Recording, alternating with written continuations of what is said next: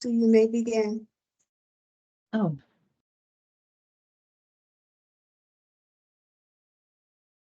thank you very much, Marlo. Good morning. Good morning.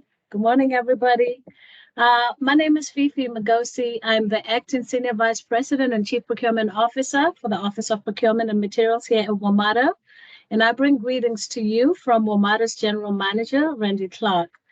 I will say I'm very happy to be here today to be talking to this community because you guys have all have assisted us in a lot of things during hard times here at Metro. We relied a lot on our small businesses when we had COVID. We rely on our small businesses for all every other day for everything that we need here at the authority. So I'm happy to be here to welcome you to this session.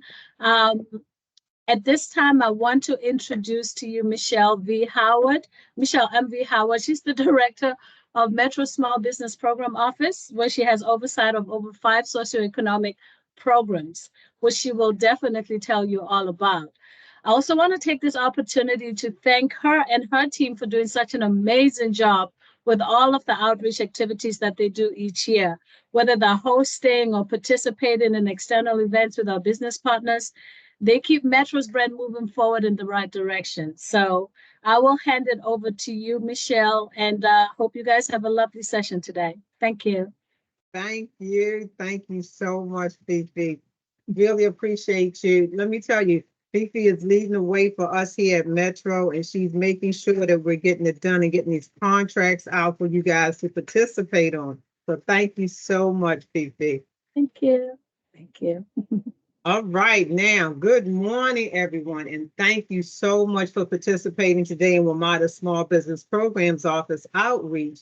We're in collaboration with the DC Small Business Development Center Network at Howard University to bring you The Price is Right. Things to consider when pricing your projects, presented by Lisa Anderson, a strategic business advisor of Anavo Transformation Solutions, LLC. Big shout out to Lisa. I love having her here. We are so happy about this collaboration because the DC Small Business Development Center Network adds so much support and value to the success of small businesses on a daily basis.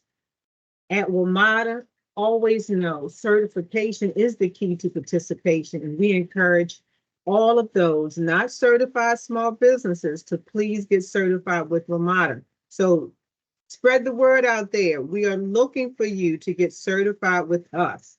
We have 5 socioeconomic programs that you can be certified in. We have the Disadvantaged and Small Business Enterprise programs, which is on our federal program side. And we now have, if you don't know, we have the Minority Business, Small and Micro Business programs on our non-federal local program side. So please check out our website and learn more about these programs. We are waiting for you to get certified with us. Always know we are definitely open for business and we want you to be a part of our contracting opportunities because we are your Metro, the way forward. Also remember, please put all questions in the chat and remember to fill out your surveys that will be sent to you after the outreach event. These surveys help us to plan events that can benefit your support and it benefits the support of your business growth. So again, thank you for attending today. I want to introduce to you guys Mr. Charles Mott. He is the Associate Director at the DC Small Business Development Center at Howard University here in DC.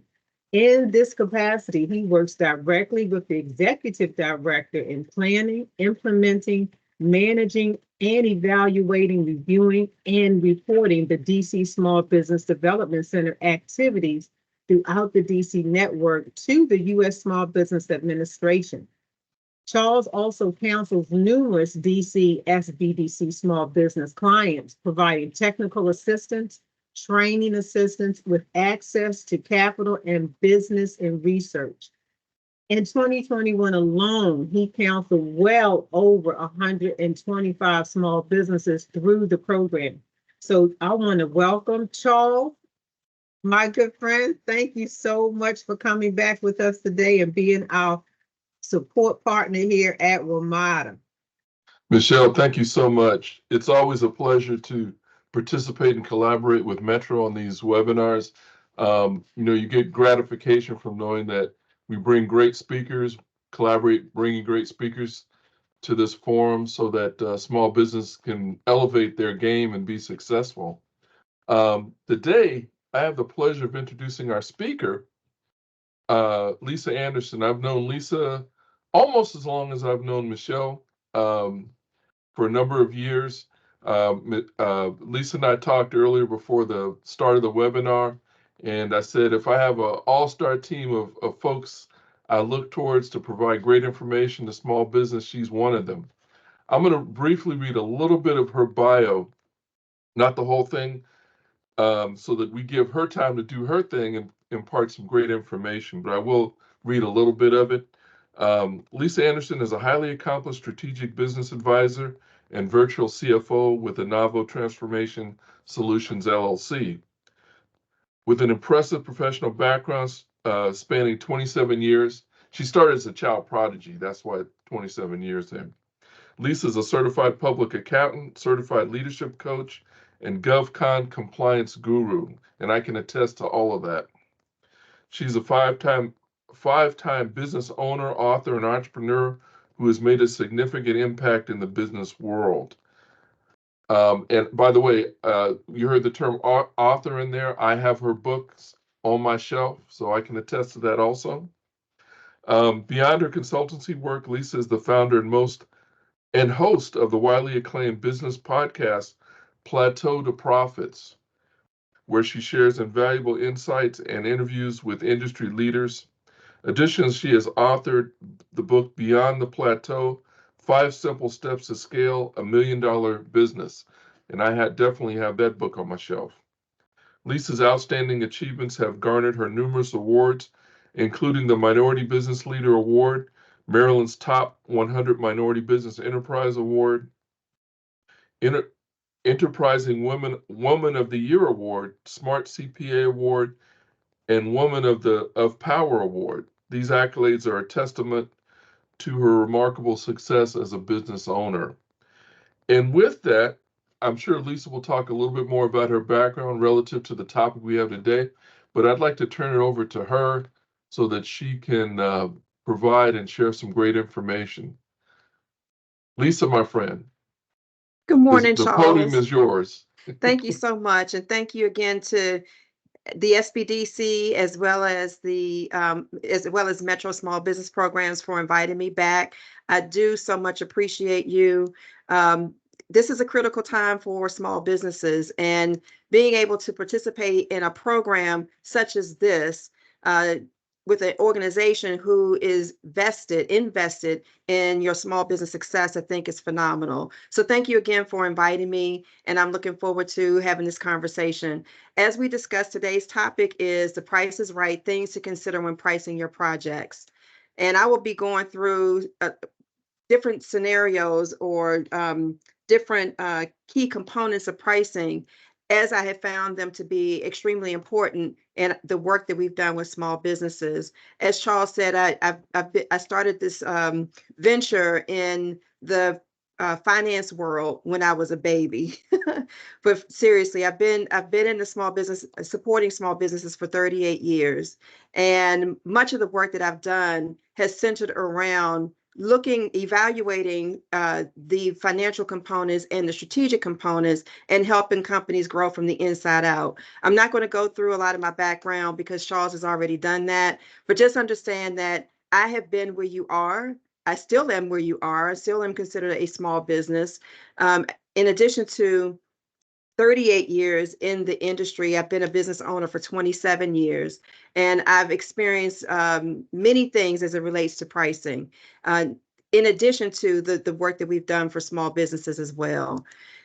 My company, Inavo Transformation Solutions, is home of what we call the Pulse Profit Method. This is the method that we use to help coach companies through the process of developing a good, robust bottom line. The objective is to help companies not just achieve really good top line where we're earning millions of dollars, but really maintaining that bottom line so that we can build strong equity within our companies, building a strong asset within our organizations. One of the things that we do well is to help companies grow from the inside out. So today, by way of an agenda, here are some things that we will be talking about today. We're going to talk about the things that businesses fail to consider when establishing their prices. We will talk about the keys to developing prices that meet contract requirements. We are going to talk about unallowable components of pricing. Some companies never considered the fact that there may be some things that you operate or that you incur as a business that you cannot include in your pricing. So we're going to talk about some of those things. We're going to talk about the ways to weigh your pricing against the competition and what it means to be competitive. So that's our objective today. And I actually cannot see the chat. So I'm going to go through a quick poll, and I'm wondering if someone can tell me some of the responses that we are getting in the chat, because I'd Yeah, like we to get will. to know. I'm sorry. I said, yes, we will. Okay, perfect. Thank you so much. All right, so we're going to take a quick poll because I want to learn a little bit about who's in the room. Who's in the room? So here's a couple of questions that I'd like to ask you, and if you can answer in the chat. So the first question is, how many employees do you currently have today? The first option is 1 to 10. Second option is 11 to 20. Third option is 11 to 30. I'm sorry, it should be 21 to 30. The fourth option is 31 to 50. And the last option is greater than 50. So let us know in the chat, where are you? Are you A, B, C, D, or E? Which options are you? And if you can tell me what's coming up in the chat.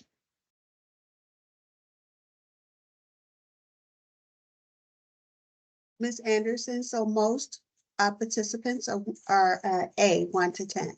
Okay, 1 to 10, fantastic. So you're going to get some really good information. Take notes today in terms of where you are and the things that you consider from a pricing perspective. From 1 to 10, this is a good place to be because you get some good insider information on ways in which to build robust pricing. Question number 2 is, what is your average revenue? So option A is less than $1 million. Option B is between $1 million and $5 million. And option C is greater than $5 million. And based on our last question, we probably have a few A's in the room.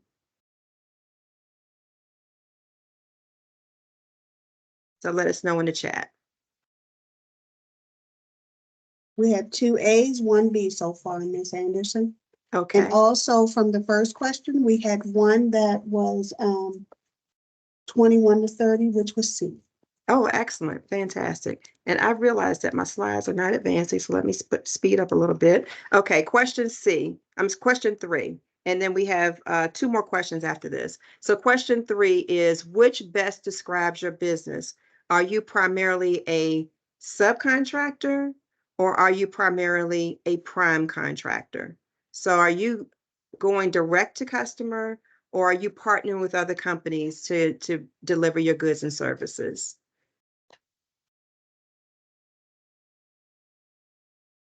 Ms. Anderson, we have 3 that said we are primarily a prime contractor, and we had 1 that said we're both.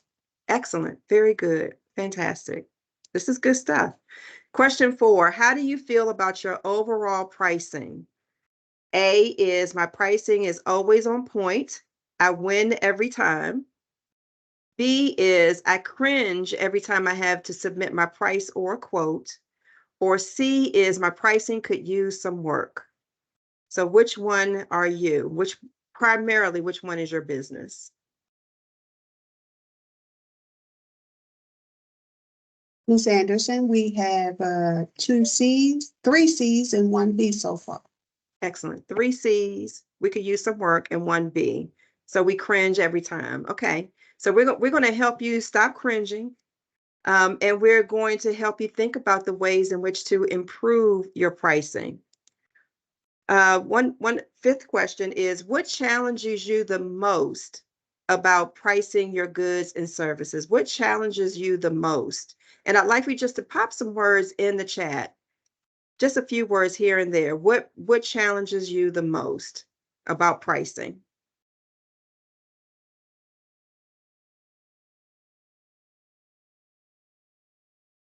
I'm going to start reading them as they come in, Ms. Anderson. The Okay, thank you. markup and indirect costs, Excellent. Markup and indirect costs. Okay, very good. the oh crap moments, Is that before or after pricing? markups, Markups. Excellent. Very good. So we're going to talk about a few of those things this morning.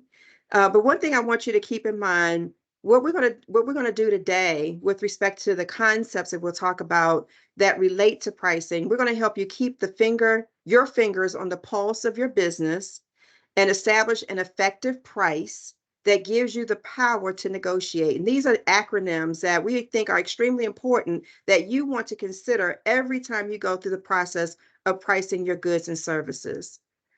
So there are a few mistakes that the average small business makes that I have seen throughout my career when it comes to pricing. The first is pricing too low. Oftentimes we go into the marketplace and we want to beat the competition, but we set our prices far too low. And oftentimes that happens without much consideration or research in terms of what it takes to go into your pricing process. Many fail to consider all of the costs that need to be incorporated into your pricing. So we're going to cover a lot of that today. Many undercut themselves just to win the opportunity. Most don't do the necessary research on their competition to see how they meet and measure against that competition.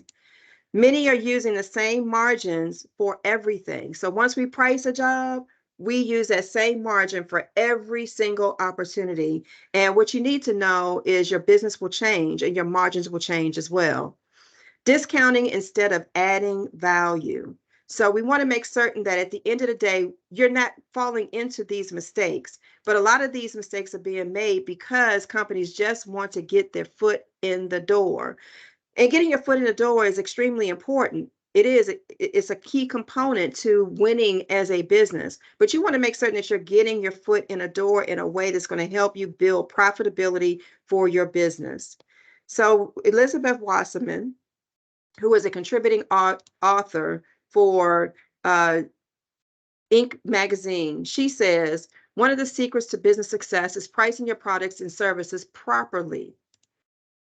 Price your products and services correctly. That can enhance how much you sell, creating the foundation for a business that will prosper. And that's what we want.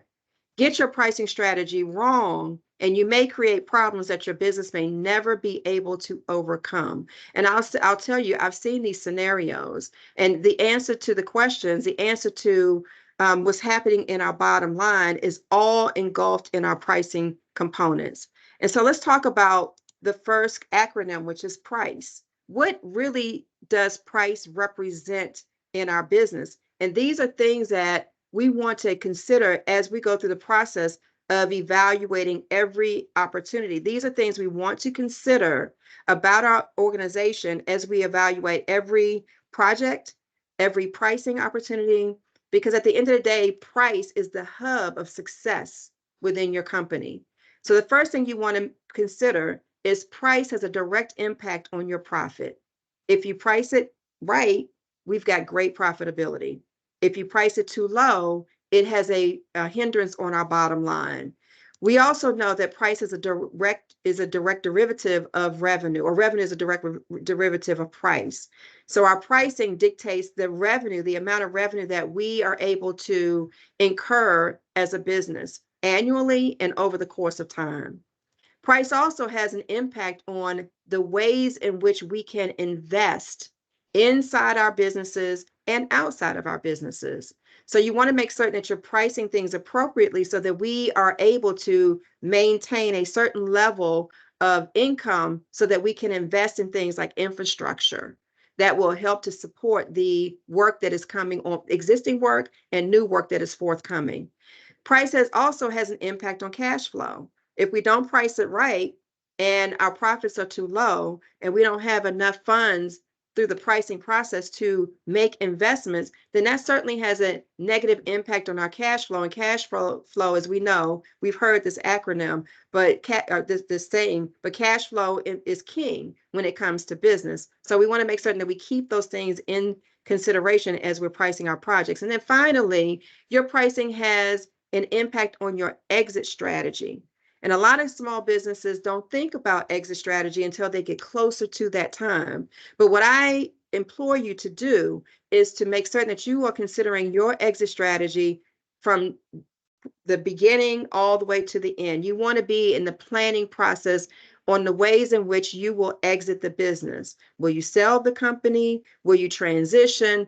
How will you exit the business? And pricing is a key component of your exit strategy, because your pricing helps to, if we priced it right, we've got great profitability. We have the ability to make investments in our company. We have enough margin to be able to do that. And we've got good cash flow. That means we have great equity in our companies, which is a part of your exit strategy, is to build good equity in your business.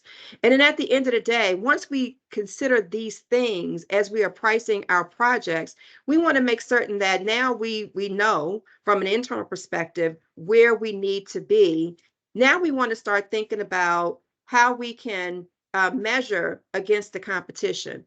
Many companies go outside first and look at the competition. And that's where we undercut our prices. We lowball so that we can get our foot in the door because we want to beat the competition. But I tell you, a very successful, profitable organization will go through the exercise of evaluating themselves internally first before they go out and measure against the competition. So do that. Do that. Take a look at your organization, then measure to see how you measure, how that price measures against the competition. Then you can make some decisions and determinations of how we might need to modify our pricing, how we might need to modify the offer. And then finally, you want to make certain that you are going out and evaluating your price against your customers' objectives. How can you convert this organization into being a customer by your pricing meeting their budget?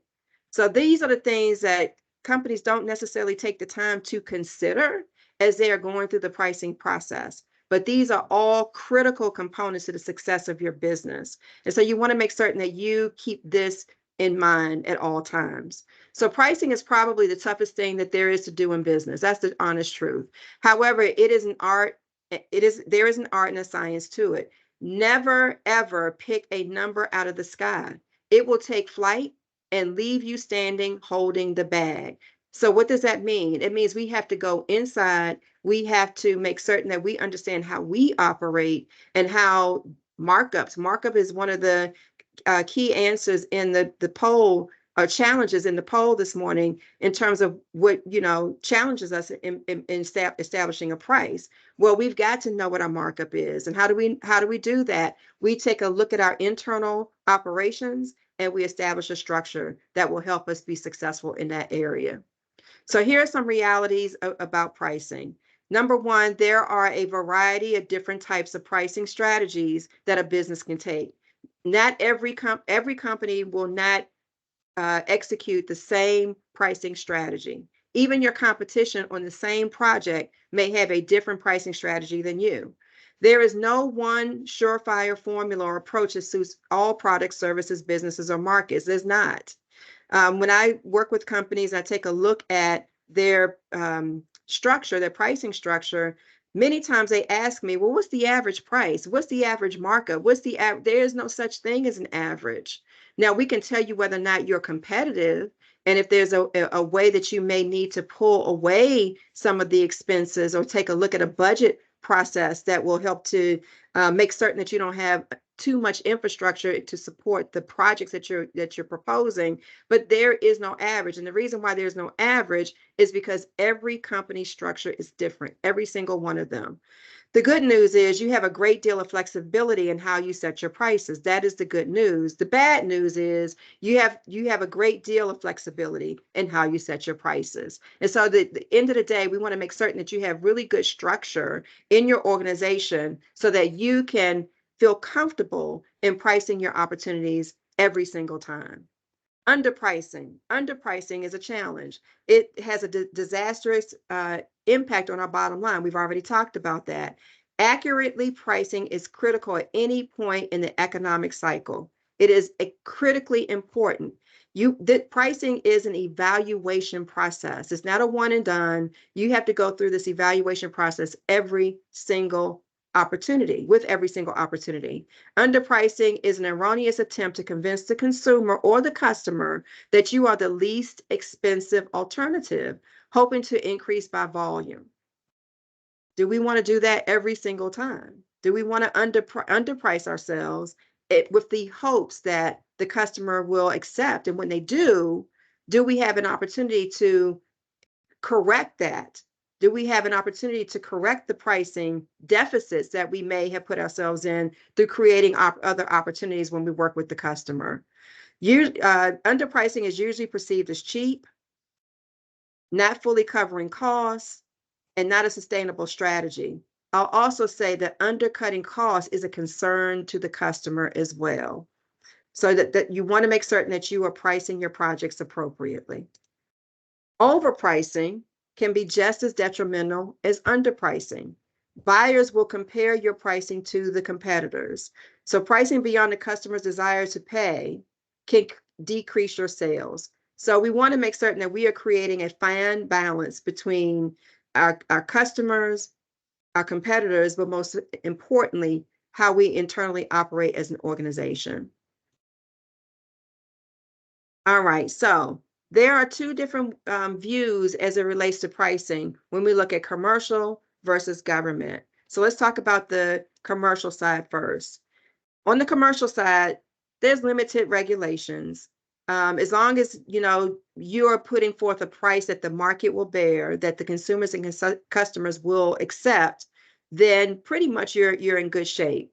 The primary focus on the commercial side is on profit, and the pricing process is a tops-down approach. So in other words, we're looking at how much revenue can we get in the marketplace, and then we're going through the process of making certain that the expenses then fit within that scenario. So from a formula perspective, revenue minus cost equals your profit. But when we look at it from a government perspective, it's the opposite. It is highly regulated. There are a lot of laws and regulations regarding your contracts that you have to adhere to, because at the end of the day, the objective is to protect the taxpayers' dollars, right? So the primary focus here is on cost and not revenue. It's all about building up your cost through markup that then leads to the ultimate price that you're offering to your customer. This is a bottoms-up approach, and the formula for this is cost plus profit equals revenue. I will tell you that if you can price your projects following the government scenario, you can win in every scenario, because you are evaluating the cost that it takes to deliver your goods and services. You are then comparing that to your customer's budget, and then you are then making certain that you are falling in line with the regulations. And then finally, you're making certain that you are competitive. So if you can price your products and services within the realm of the government perspective, you can win every time. You're not grabbing at straws. You're not necessarily forced in a position where you have to take a deep dive to the bottom line, undercutting your prices. So you want to make certain that you take that into consideration. So the objective is to avoid the pitfalls. And the pitfalls are discounting your prices, proposing lower salaries. We don't want to do that. If you're proposing lower salaries, you're putting yourself in a position where you may not be able to bring in the resources to perform the work. And your customers are concerned about that. Proposing inconsistent structures. You want to make certain that you put a structure in place that makes sense for your company, that helps you build up your pricing scenarios so that you aren't grabbing at straws, so that you are following a process on a consistent basis. And then don't eliminate fee. That's another mistake that I see, a pitfall that I see when working with small businesses in particular. We just want to break even. Well, if we break even forever, there's no profit. There's no ability to invest in infrastructure. There's no opportunity to increase your equity in the company if you're always eliminating fee. Fee is your profit on your project, so you have to consider that. And another pitfall is expecting other projects to absorb the losses. I hear this all the time. Well, we're going to go ahead and propose this project. We know we're not going to get as much profit. We know we might be losing on this project, but we're expecting that our other projects will absorb this. In fact, I had a client that asked me this question recently. They're bidding on a pretty significant size contract. And one of the strategies is to reduce the fee components of the profitability on the project. The partner, the managing partner on this opportunity, my customer is the sub, and the other company is the prime. Their objective or their advice to them was, well, you can take a hit on this project because your other projects will be able to absorb that. And I said, well, that could be absolutely the case, but is that the strategy that you want to go in on? What happens at the end of a contract period and your customer decides not to renew a contract, and that profitable contract goes away, and now there's no absorption and you're left with this one project? So you want to make certain that as you are pricing your projects that this project is standalone. You are not expecting other existing projects to absorb the losses on that contract. Okay. Now you may have some key components within a project where, you know, we can probably take, you know, a slight, a lower profit percentage on a certain position within a project, but we're profitable on the others. That you can evaluate as a pricing strategy, but don't expect going into a project that other projects will absorb the losses on this one. That's not fair to your company, your business. It's not a sustainable strategy.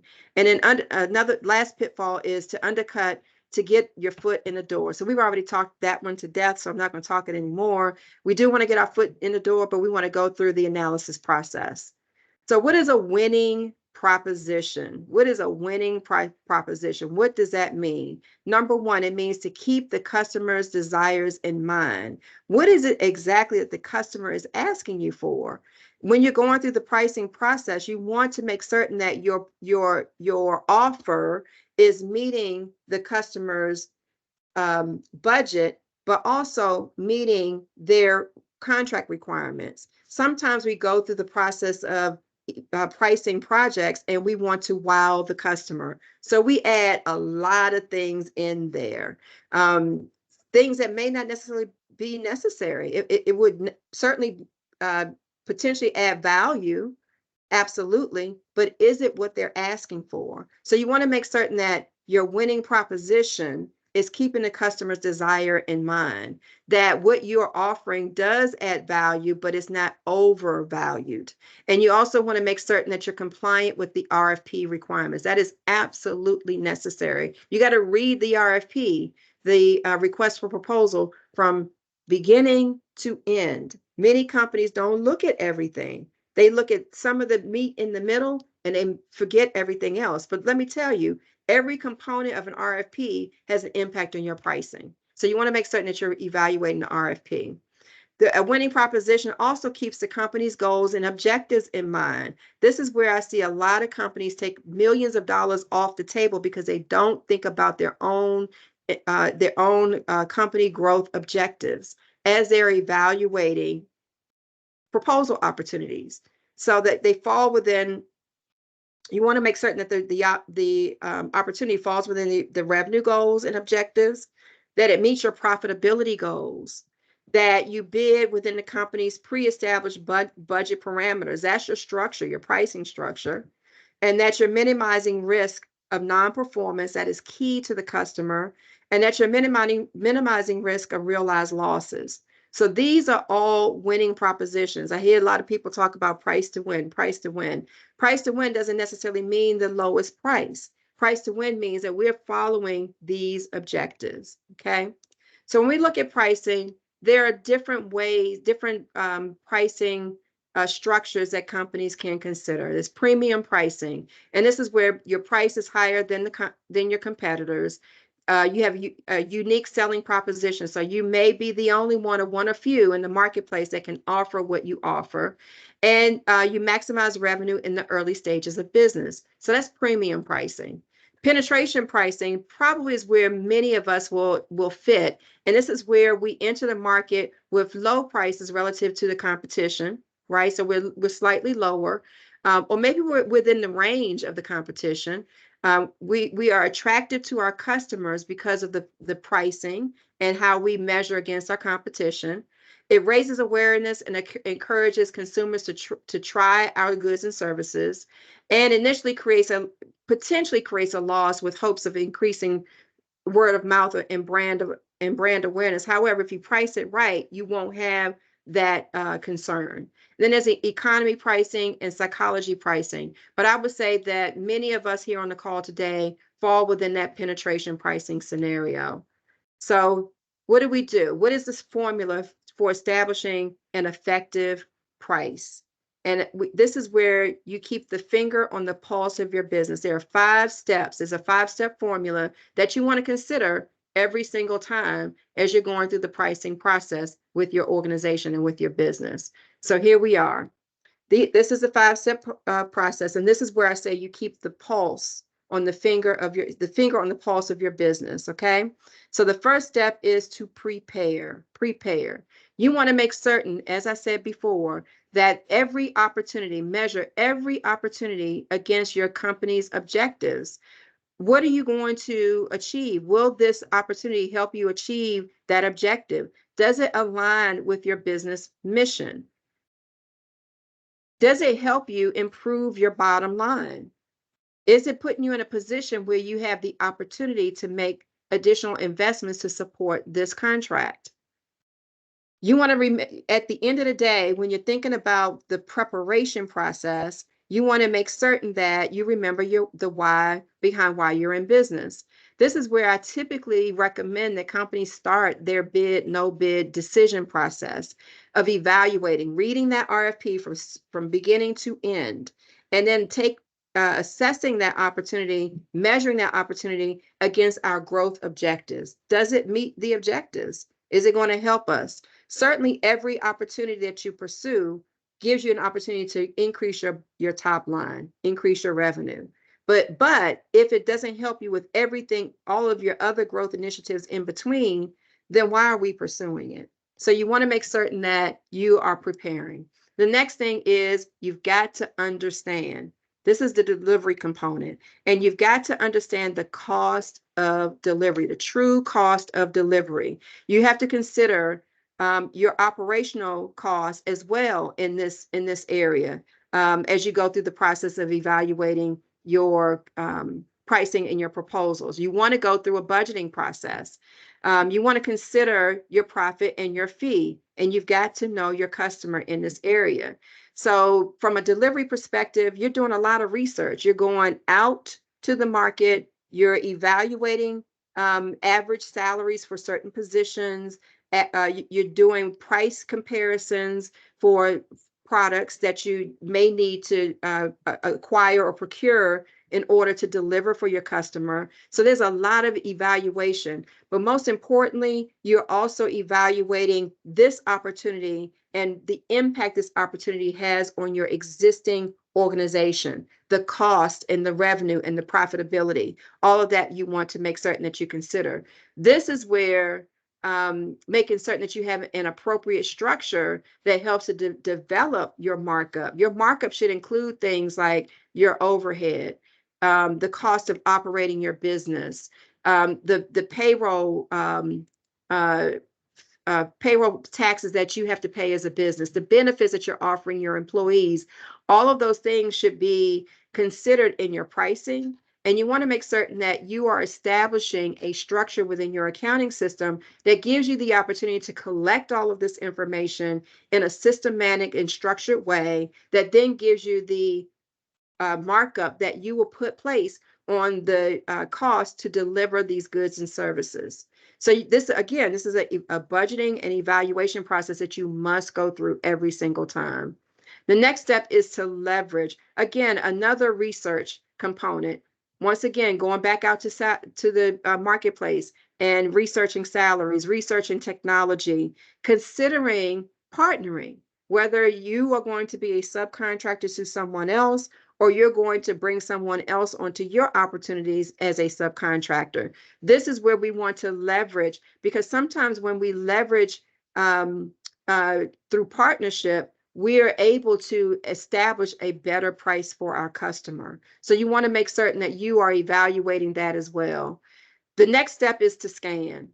This is to scan, and this is where you take the developed price and you go out to the market and do an evaluation. And there are places where you can actually go out and measure your bottom line price against what other customer, what the competition is offering in similar projects, similar categories. For example, GSA, the General Services Administration, has a schedule. It is a public schedule. You can go out on the GSA schedule and find your competition if they're on the schedule and get an idea of how they measure against your price, how your price measures against their pricing. So you want to do that type of evaluation, but you got to do the inside work first and then scan. And then finally, you want to evaluate. And this is where sustainability comes into play.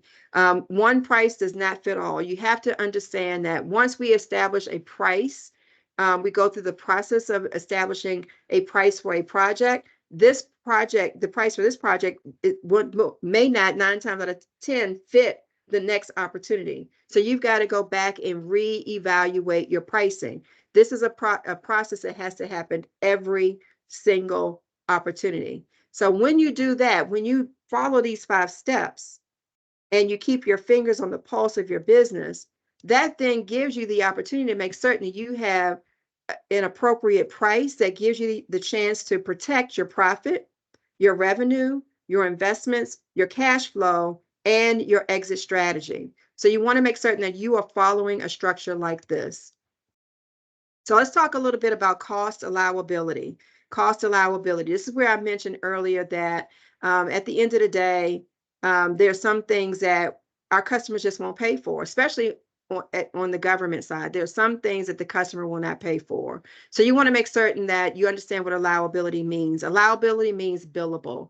At the end of the day, will our customers pay for this through our billing process? Allowable also means reasonable. Reasonable. Well, it is what you're offering to the customer a reasonable price. Have you overpriced it? And are there things that you're capturing in your pricing components that are considered to be unreasonable? For example, we'll talk about some of the things that are in the federal contract code. There's a list in FAR Part 32, the Federal Acquisition Regulations, FAR Part 32, that gives you a listing of expenses that the government will not pay for. For example, if you take a customer out I don't know, if you take your team out for dinner, a business meeting, you have a business meeting, the customer may pay for the business meal in your overhead. They won't pay for alcohol.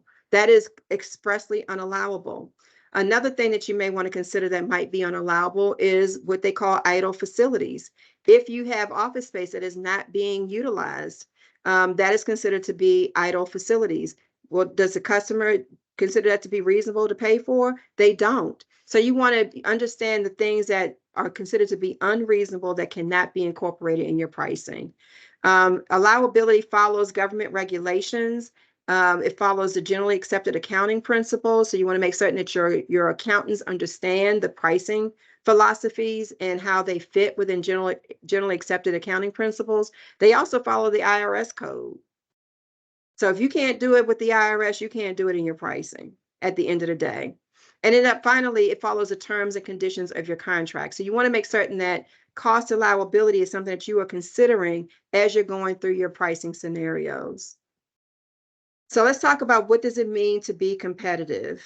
And I say being competitive is an inside out job, as I've already said many times before.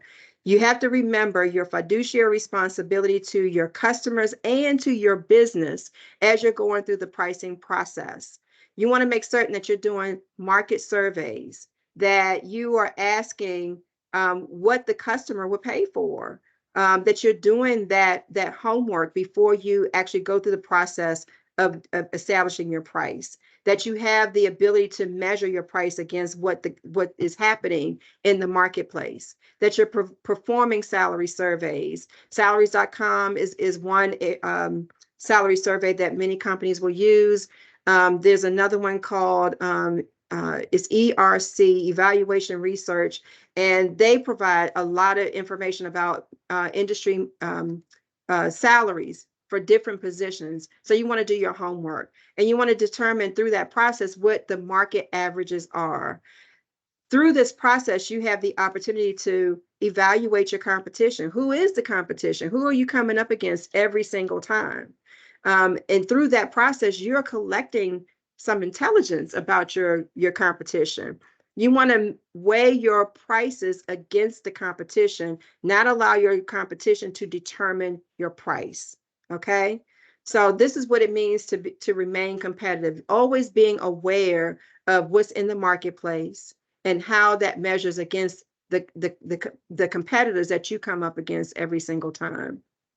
So there's some good news and bad news about pricing. I've already said this once, I'm going to say it again.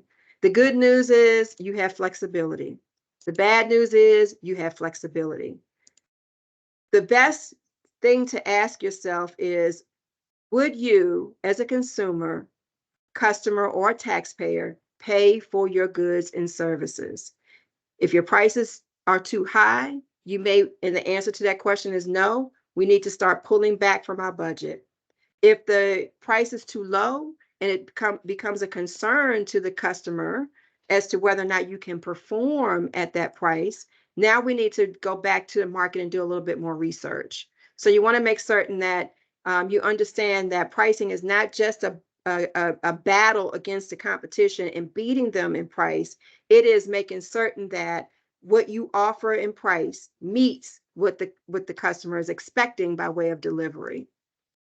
So here's the last acronym that we're going to go through this morning, and that is, if you go through this process of developing your pricing, it will give you the power to do what? Number one, to establish your proposition and your value within your organization. You are evaluating your project opportunities and making certain that your proposition and your value are met, that you're giving that to the customer.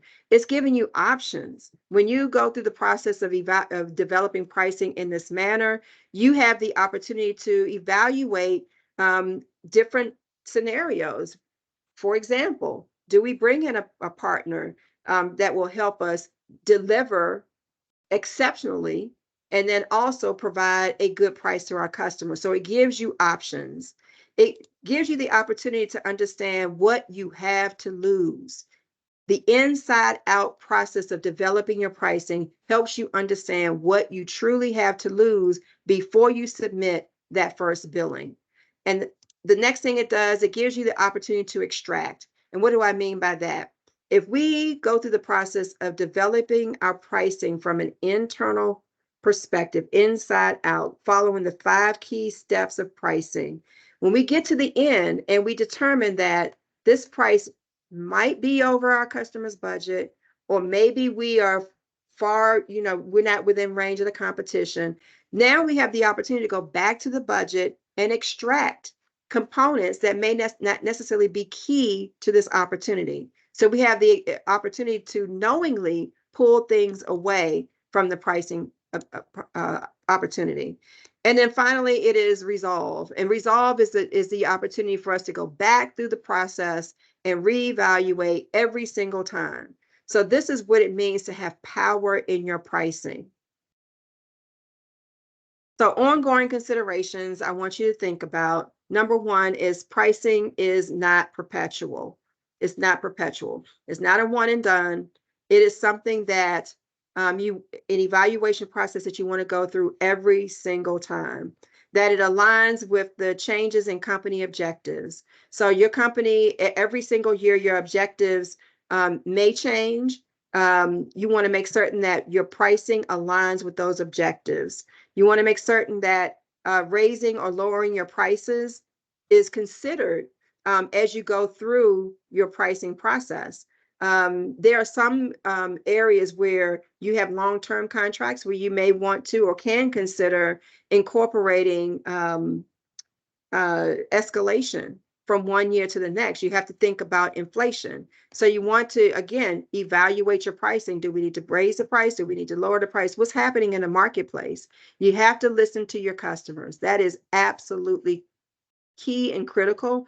Reading that RFP from front to back and everything that's in the middle is extremely important. You have to monitor your competition. Don't just bid against a competitor on an opportunity and then walk away. Evaluate how you measured against that competitor. So how do we do that? Many times you can ask the customer for a debrief. Ask the customer win or lose. How do we measure? How do we measure? They won't tell you the competition's price, but they can tell you how you measured. What were the good things? What were the bad things? And that piece of information you can bring back into your organization and incorporate in your pricing SOPs, standard operating procedures, so that every opportunity you're improving itself. You want to monitor changes in the marketplace. That is key and critical. And you want to monitor your annual budget. You want to make certain that every opportunity that you're bidding fits within the company's annual budget objectives, okay? And then not only that, that opportunity is folding in so that you can see the impact of that opportunity on the business. So you want to know, you want to assess these things before you make your offer, okay? So I'm going to open it up and see if there are any questions before I go through a case study. Ms. Anderson, there is 2 questions in the chat. Where can we find a format sample of how our proposal should look? So a format sample of how your proposal should look. Every opportunity is going to look a little bit different. But what I will do is I will make a sample build up template available to Metro, and they can provide that to you. Thank you, Ms. Anderson. The next question is, will the Price is Right presentation be available for attendees? And the answer is yes. By the middle of next week, you will receive a thank you letter with a survey and a PDF copy of the presentation in the format Ms. Anderson just finished speaking about. Thank you. Excellent. Very good. All right. So hopefully this is helpful information. I'm going to go through a case study that shows you how the pulse, keeping your finger on the pulse of your pricing helps to establish power. So what does that mean? So let's talk about, this is Jerry Maguire, President and CEO, Have It Your Way IT Services. And Jerry says, show me the money. So let's go through the process. And this is a real life case study. I have not shared the actual company, but that we've worked with, but this is not a real life scenario that we work with a company to evaluate their pricing and the results of that scenario. So when we started working with this customer, they weren't earning any profit. Their bottom line was hemorrhaging. It was a slow hemorrhage, but our objective was to help them to identify what was going on, what was causing that, them preventing them from earning profit. Revenue was growing, but their concern was that they were continuing to lose money, and they were having the potential of losing an existing customer. So this is one of the reasons why I say don't rely on other projects to absorb losses on a project that you are currently proposing, okay? Because customers change every single day.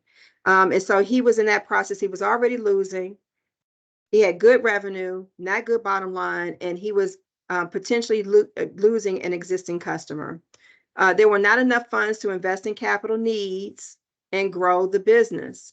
So you need to have some profitability on your project so you can make certain that you have if not for anything else, you have the opportunity to pay for additional business development efforts, because business development is something that is constant, right? You always want to have a pipeline of opportunities.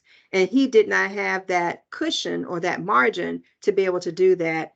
Cash flow was always low. As I mentioned before, if your profitability is low, your pricing isn't right, you don't have the opportunity to invest, that means your cash flow is going to be low as well. And it was impacting his net equity in his business. So in other words, it was eroding the equity that he had built in his business. So these are some of the pricing scenarios that we saw. So he was pursuing any project that presented itself. So in other words, he was not going through the evaluation process. He was not determining whether or not this is a good opportunity for us. Does our expertise fit in within this opportunity? Do we have an opportunity to shine here? Is this going to require us to go out and to hire resources that we're not familiar with? So he was just pursuing anything that came his way. So it became a numbers game by way of pursuit. And he just wanted to win to get his foot in the door. So that penetration pricing that we talked about earlier. He was looking over the fence to see how the competition was pricing and causing his price to fit below the competition, never evaluating internally. He was undercutting his prices to win without researching the cost of delivery. So in other words, he wasn't going through the process of building price. He was just grabbing numbers based upon the competition and setting forth a price and then hoping that that price would work internally once he won the opportunity. He never considered ways to cover other costs in his operations. That's what the structure is all about and the markup is all about. He significantly increased pricing on existing customers to compensate for lower prices. Hence the reason why other customers were reevaluating their opportunities with him. And existing customers eventually slowed down payment processes or stopped payment after complaining about his prices. So what we did is we evaluated his pricing scenarios, his current structure. And one of the things we did is we identified his ideal customer. We helped him to ideal that in ideal projects. So he only started to focus on those ideal projects that he knew where he fit within the marketplace. So that was the first thing that we did. That was the prepared component. Then we helped him understand by the process of considering the cost of operations and determining an equitable operation markup. So we looked at his current operations. We established a budget and a structure that gave him that price markup. And from that, we could determine what components needed to be pulled away and what needed to be added back in or needed to remain. We considered the average salary of individuals delivering the work and properly align those internal compensation with the compensation in the marketplace. That's the leverage. Instead of establishing a price and hoping that who we hire will fit within that price, we started with the process of evaluating the cost of labor first before we developed the price. So we didn't have to worry about whether or not they would fit once the price was established. We compared full price against the competition. That was where we scanned the marketplace. Once we developed his fully burdened price that included the true cost of delivery and his markup, and we compared that to the competition, we felt comfortable with the price that he was offering. And we implemented quarterly pricing and budget reviews that gave us the opportunity to make certain that his business aligned with the opportunity aligned with his business. So we went through the pulse process for him. And the end result was he established a value proposition that was unique to his organization. He knew his break-even point. That's the key to making certain that you put together a really good structure in your pricing and the way in which you are marking up your goods and services, is that you want to make certain you know at the end of the day what your break-even point is. And if you're pricing something that is lower than your break-even point, you're always going to lose. So you want to be in a position where you're pricing higher than your break-even. He was well positioned to know where there was wiggle room to further negotiate. He knew how to negotiate at this point because he knew what was developed, what was inclusive in his pricing. And then finally, he knew the impact of accepting or denying the final offer.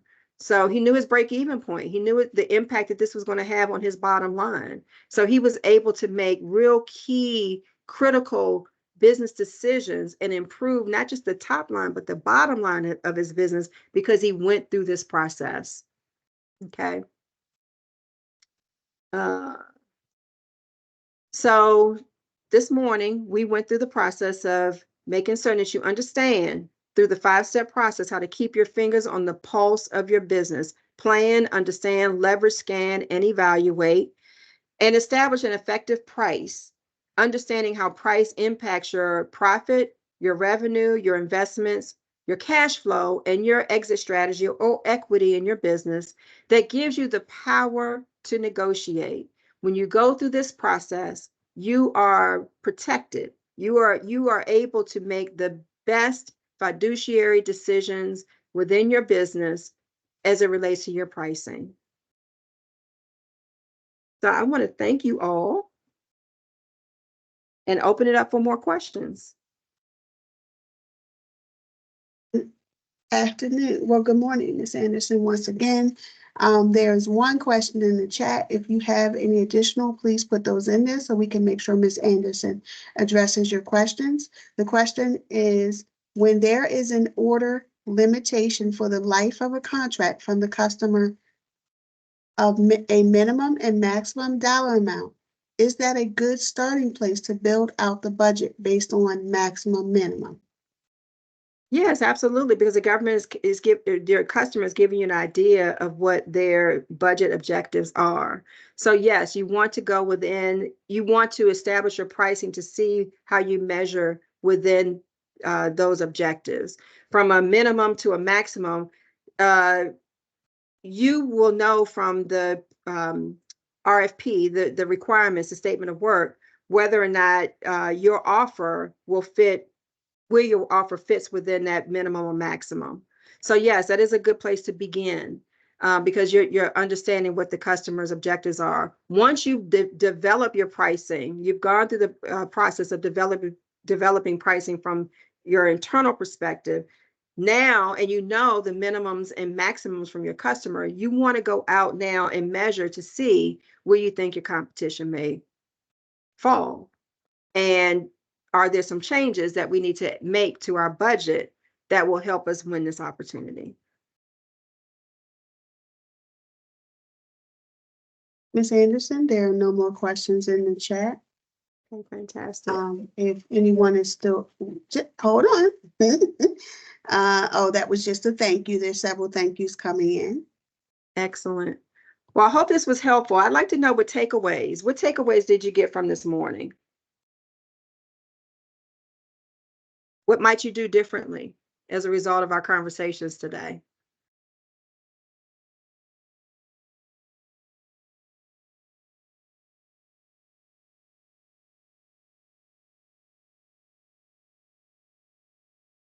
There's no responses in the chat, but we're going to say, don't sell yourself cheap.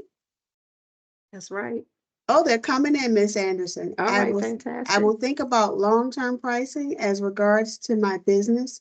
Make sure not to bid just to look impressive. That's a good one. Yes, yes, absolutely. Don't bid just to look impressive.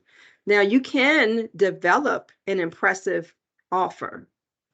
Once you do that and you compare it against the customer's objectives and the competition, now we can start to peel away some of the things so that we can get our foot in the door in a profitable way. So I love that. I love that. There's some more coming in. Pulse stood out to me. I think it is a good way to structure my pricing strategy. Must keep my eye on the pulse of my industry, keeping abreast any changes. Yes. How can we reach out to Ms. Anderson?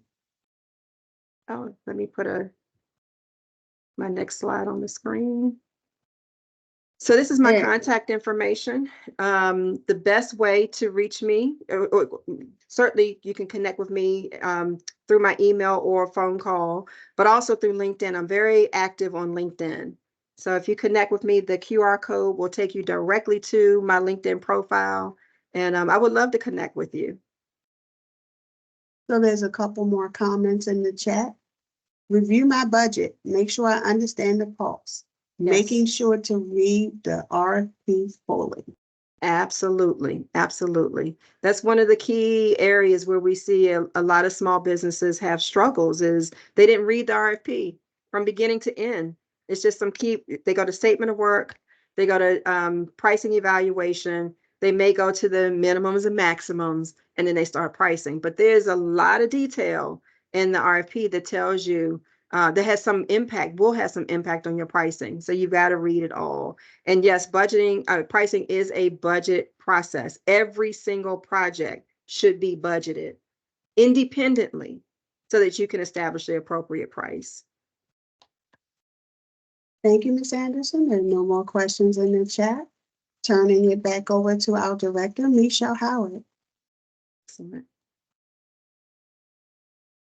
Thank you so much. Lisa, let me tell you, girl, you make home runs every time you're here. You just shoot them home runs. Oh my gosh, one of the comments you got said, absolutely amazing. Oh, thank you. Thank you. Yes, I am. I'm feeling that. I'm feeling that absolutely amazing comment.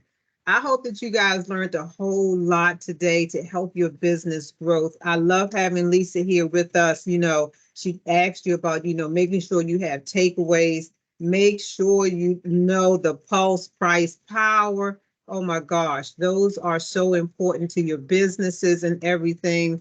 I hope that you got so much out of everything that happened today. I really want you to understand that these are nuggets that help your business be better, and it helps you to get business when your pricing is right. So I just want to say, Lisa, thank you so much. I want to say thank you to Charles. I want to thank my crew, the Small Business Programs Office Certification and Outreach Team. I hope to see you on Controlling the Information Narrative about your business. This is our April 4th next outreach that we'll be having. It's another awesome collaboration. So please make sure that you're tuning in because these are nuggets that help your company to grow. Like I said, I have enjoyed so much collaborating and being a part, working with Charles on so many of this, bringing us some awesome presenters to make sure that you're getting the information you need for your business. I hope you were able to learn some important information today to help your business grow. We look forward to seeing you at this next outreach and everything. Don't forget to sign up for our Meet the Primes. That'll be at the end of April, April 30th. Go to our website, check it out, get signed up. This is information that can help you.